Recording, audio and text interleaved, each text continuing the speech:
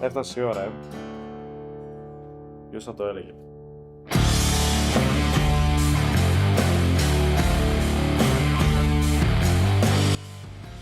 Γεια χαρά, καλώς ήρθες σε ένα ακόμα επεισόδιο του In a Simple Man's Mind. Ξέρω, το έχω ξαναπεί, ξέρω που είμαι τόσο καιρό, ξέρω και θα σου ξαναπώ το ίδιο. Δυστυχώς, υπάρχουν δουλειές, υπάρχουν υποχρεώσεις, αλλά είμαι εδώ γιατί αυτό που κάνω μου αρέσει και πάντα ψάχνω χρόνο και δες λίγο τι σου έχω εδώ, φωτισμός, στούντιο, όχι και άσχημα, καθόλου άσχημα θα έλεγα εγώ. Οπότε, ας ξεκινήσουμε λίγο με το σημερινό θέμα, θα σε πάω κατευθείαν. Καταρχάς, σε ευχαριστώ που είσαι εδώ, είμαι πολύ χαρούμενος που θα κάνουμε παρέα και το σημερινό θέμα είναι ένα θέμα το οποίο αφορά σχεδόν όλους τους άντρες και καλό θα ήταν να αφορά και όλη την υπόλοιπη κοινωνία. Θέλω να μιλήσω για κάτι το οποίο όλοι έχουμε μια ιδέα και όλοι έχουμε ακούσει το τι είναι. Παρ' όλα αυτά, έχουμε κάποιες οδηγίες, οι οποίες από ό,τι φαίνεται είναι πάρα πολύ outdated. Είναι πολύ παλιές και πλέον δεν εφαρμόζονται στη σημερινή ημέρα. Οπότε καλούμαστε να αλλάξουμε ως προς αυτό. Παρ' όλα αυτά δεν έχουμε ιδέα πώς, γιατί δεν υπάρχουν οδηγίες χρήσης. Και το θέμα μας σήμερα είναι ουσιαστικά η αρενοπότητα, ή όπως περισσότεροι πλέον το ακούμε στο ίντερνετ, το masculinity. Και για να είμαι ειλικρινής, τι ακριβώς σημαίνει το masculinity στην εποχή μας? Δεν έχω ιδέα. Από ό,τι φαίνεται τα πράγματα έχουν αλλάξει πάρα πολύ. Η συνταγή που έχουμε είναι πολύ παλιά και δεν εφαρμόζεται πλέον στην εποχή μας. Και περισσότεροι άντρες νιώθουμε σαν υπολογιστές που πρέπει να τρέξουν Windows 25, αλλά εμείς ακόμα τρέχουμε στα Windows 98. Οπότε, αν και εσύ νιώθεις ότι είσαι λίγο μπερδεμένος με όλο αυτό και όλο αυτό που σου λέω χτυπάει κάποια καμπανάκια μέσα σου, βάλε ένα καφεδάκι, άραξε και έλα να τα πούμε παρέα. Γιατί νομίζω ότι σήμερα ό,τι πούμε είναι πράγματα τα οποία και εσύ τα έχεις σκεφτεί και εσύ τα συζητάς με φίλους κλπ. Αλλά ας τα πάρουμε λίγο από την αρχή τα πράγματα. Τι ξέρουμε μέχρι τώρα ότι είναι το masculinity? Δηλαδή, πού πατάμε, ποιες είναι οι βάσεις μας?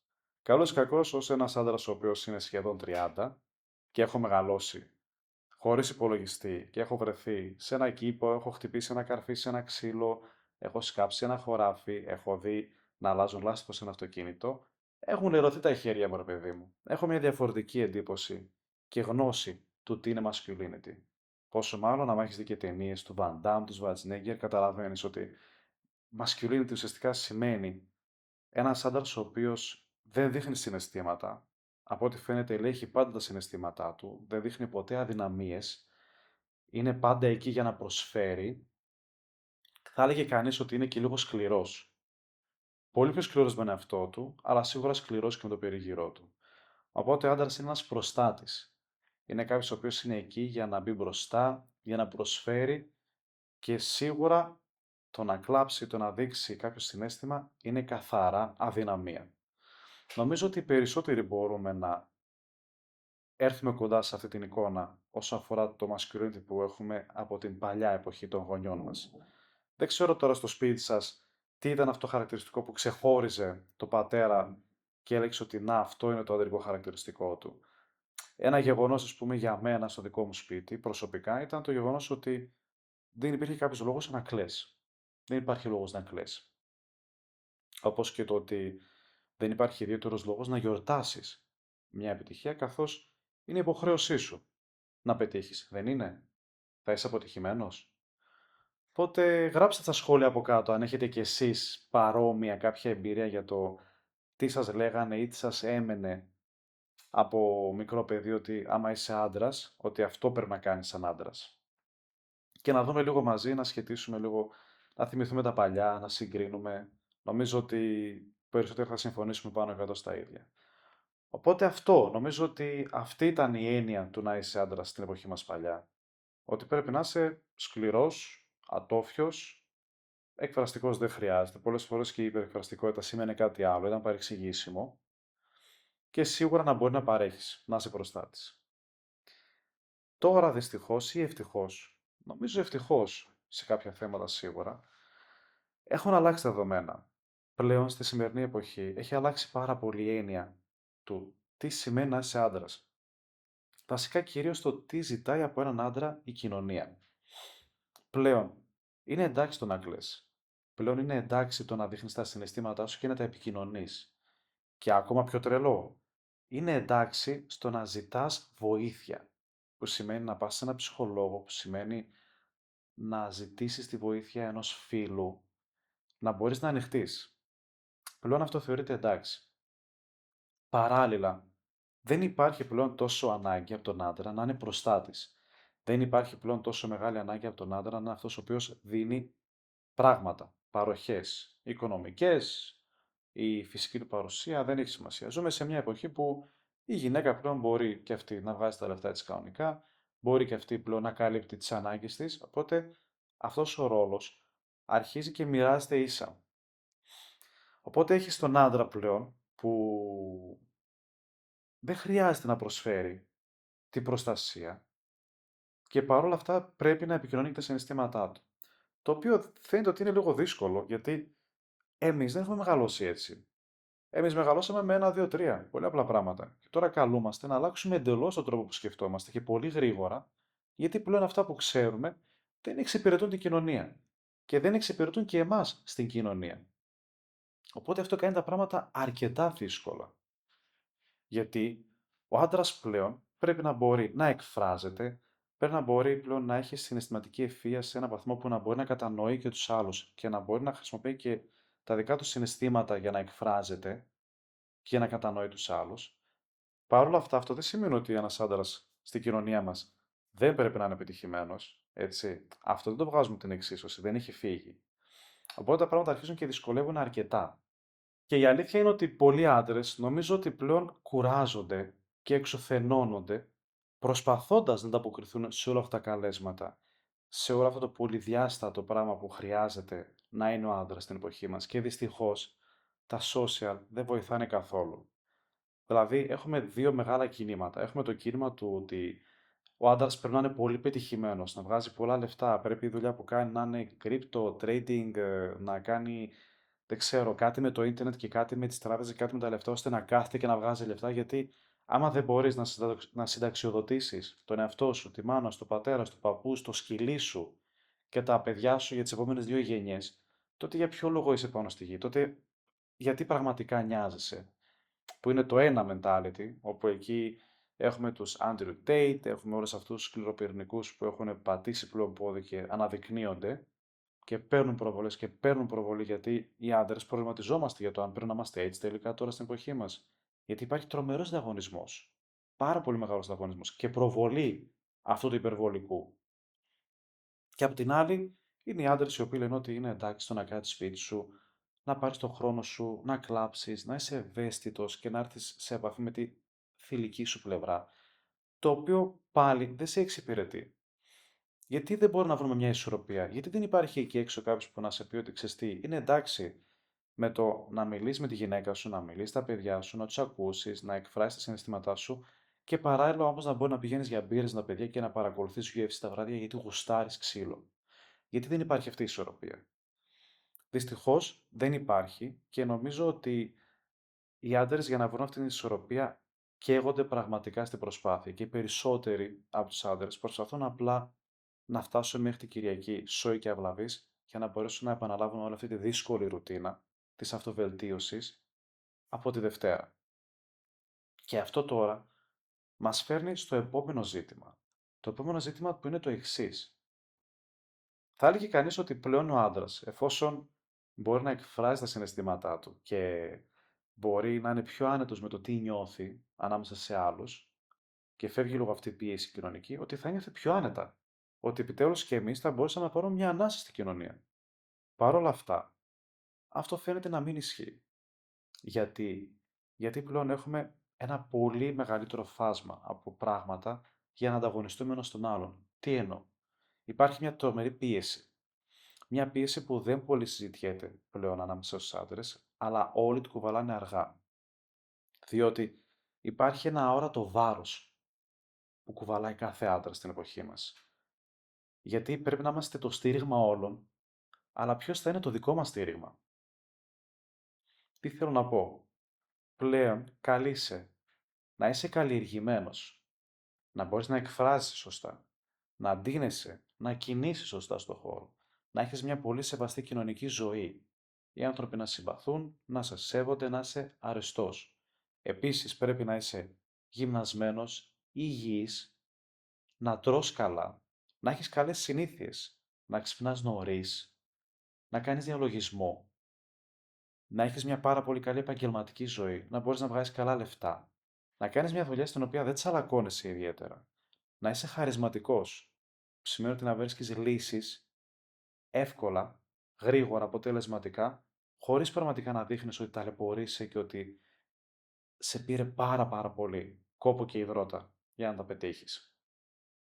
Και παράλληλα, να μπορείς όλο αυτό να το επικοινωνείς με μια άνεση και να το παρουσιάσεις εκεί έξω.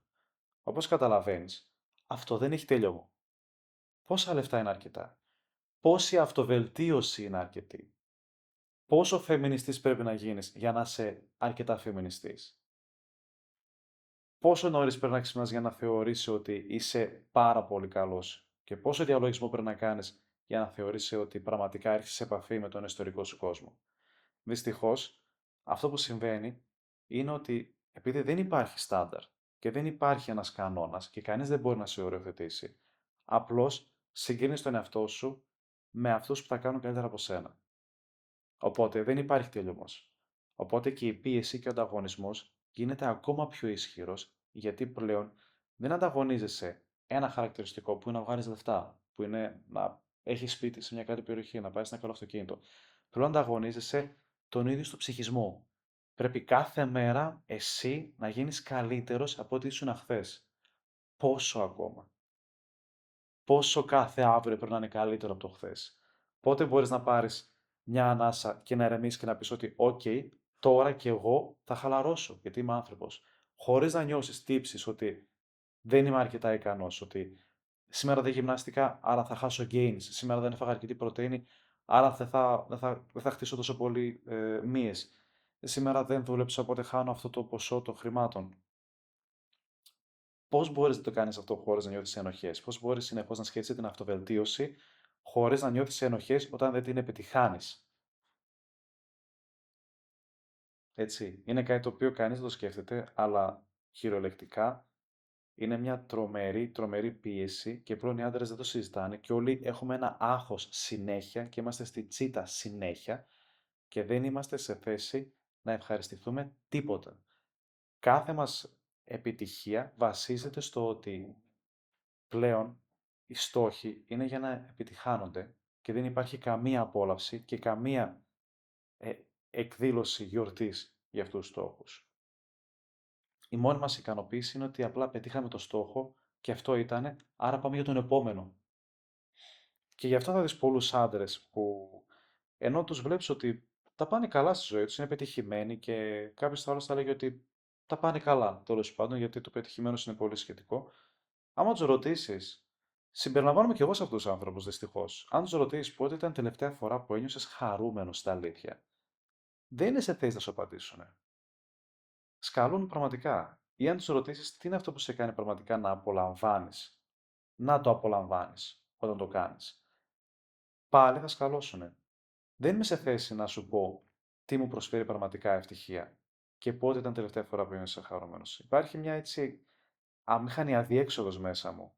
Γιατί προφανώς δεν έχει γίνει αυτή η δουλειά και η εσωτερική αναζήτηση και πόσο μάλλον να έρθει αυτή η ισορροπία και η ηρεμία, η ισορροπία και η ηρεμία των συναισθημάτων με το ποιο είμαι και το πότε νιώθω καλά με αυτό που είμαι και πότε μπορώ να ηρεμήσω και πότε δεν χρειάζεται άλλο να προσπαθώ περισσότερο.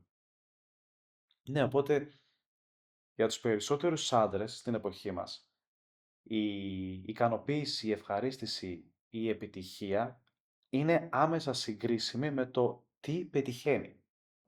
Οπότε, συγχαρητήρια.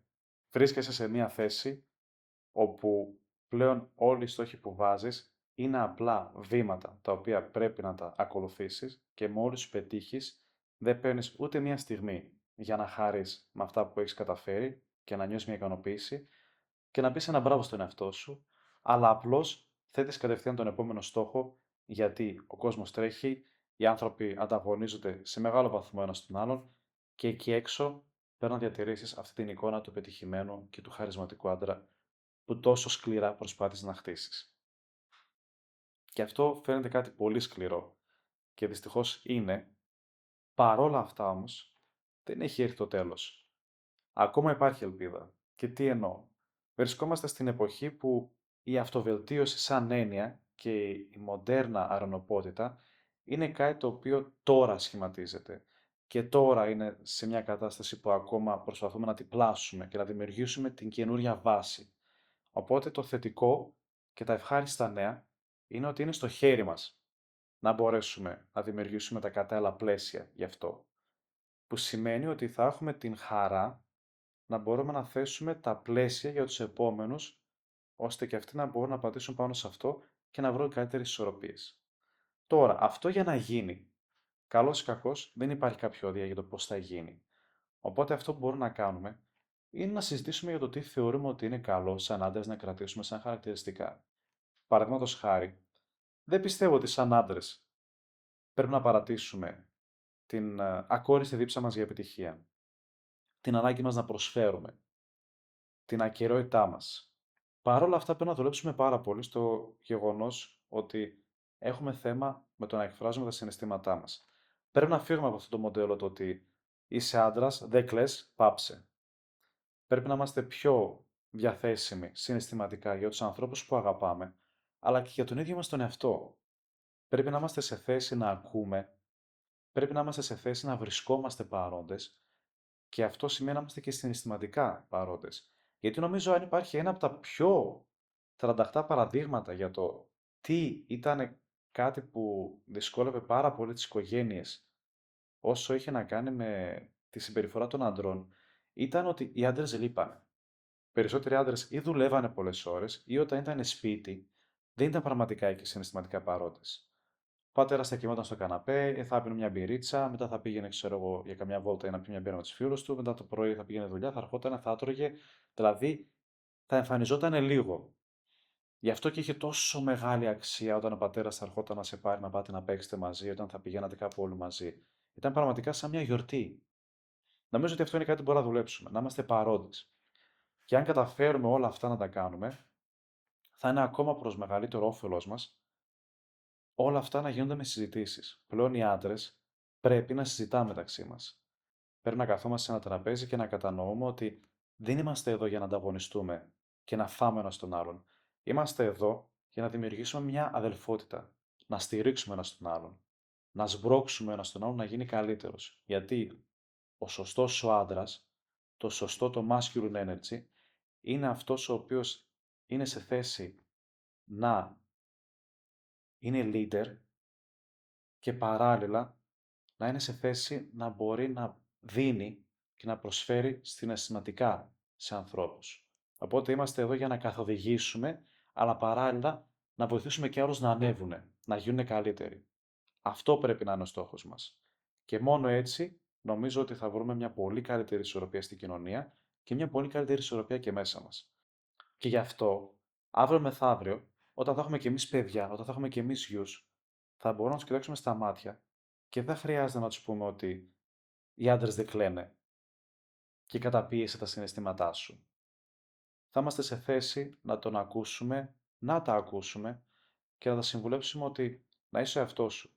Απλώς να είσαι φιλότιμος, τίμιος, να θες να προσφέρεις και όλος αυτός ο δυναμισμός και όλη αυτή η ικανότητα να βγαίνει από αγάπη, από την αγάπη σου προς τους άλλους και να μην βγαίνει από το φόβο σου και την καταπίεση που έχεις δεχτεί, να μην κρυθείς από τους άλλους. Γιατί δυστυχώς, περισσότεροι άντρες μάθαμε πώς να συμπεριφερόμαστε δυναμικά και πώς να συμπεριφερόμαστε δυνατοί, αλλά δεν μάθαμε να είμαστε πραγματικά δυνατοί και δυναμικοί. Και γι' αυτό αντιμετωπίζουμε όλες αυτές τις δυσκολίες με την θρασιδηλία, την πονηριά και όλα αυτά τα κακά που συμβαίνουν, με τους πολέμους, με τους οικονομικούς πολέμους, με την κακή διοίκηση, τους κακούς πολιτικούς και ανθρώπους σε θέση δύναμης οι οποίοι κατά μία έννοια εκμεταλλεύονται και κάνουν κακό στην κοινωνία. Γιατί δυστυχώς Μάθαμε να συμπεριφερόμαστε δυνατά, δεν μάθαμε να είμαστε στα αλήθεια δυνατοί. Και κάπου εδώ νομίζω ότι το επεισόδιο θα έρθει στο τέλος του. Θα ήταν πολύ ωραίο αν αυτό το επεισόδιο σε άγγιξε, αν αυτό το επεισόδιο χτύπησε κάποιο καμπανάκι μέσα σου, να μου γράψεις στα σχόλια δικά σου παραδείγματα που σχετίζονται με αυτό το πρόβλημα. Να μου γράψεις εσύ τι έχεις αντιμετωπίσει σαν άντρας. Να μου γράψεις εσύ καταστάσεις τις οποίες έχεις αντιμετωπίσει και έχεις πει ότι «ΟΚ, αυτό πρέπει να αλλάξει» ή «Αυτό είναι το παράδειγμα ενός άντρα που θα ήθελα να είμαι και εγώ». Και εγώ κάτω στα σχόλια θα απαντήσω, θα χαρώ πάρα πολύ να διαβάσω, να μάθω και εγώ κάτι καινούριο. Προφανώς αυτό είναι ένα επεισόδιο του είναι Simple Man's Mind, δεν έχει αλλάξει κάτι. Εγώ είμαι ο host, είμαι ο Κοκοζίδης Μιχάλης, ήταν χαρά μου που σου έκανα παρέα και που κάναμε παρέα ένα στον άλλον σήμερα. Σίγουρα θα έρθουν και άλλα επεισόδια, τώρα το πότε θα έρθουν, God knows. Εύχομαι σύντομα.